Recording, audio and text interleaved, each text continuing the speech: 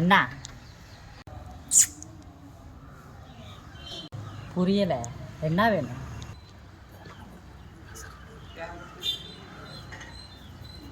Phone நம்பரா? இரு வாரேன்.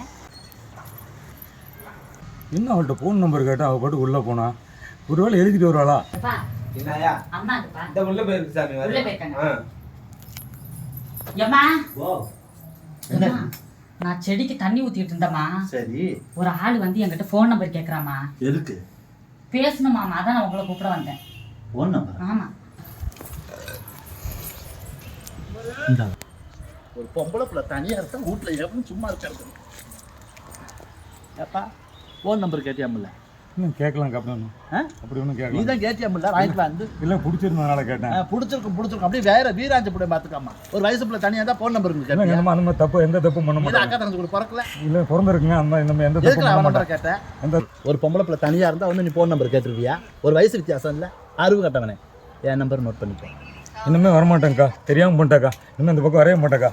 என் நம்பர் பெரிய வாங்கிக்கலாம். தப்புக்கா. வேணாங்க்கா, உங்கள் நம்பர் வேணாங்க்கா. என்ன ஃபோன் நம்பர் வந்து கேட்டான், அந்த பிள்ளை நம்பரை கேட்டான்.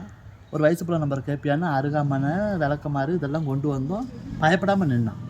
ஏன் ஃபோன் நம்பரை வாங்கிக்கணுதுன்னு பயந்துட்டு வர்றான்.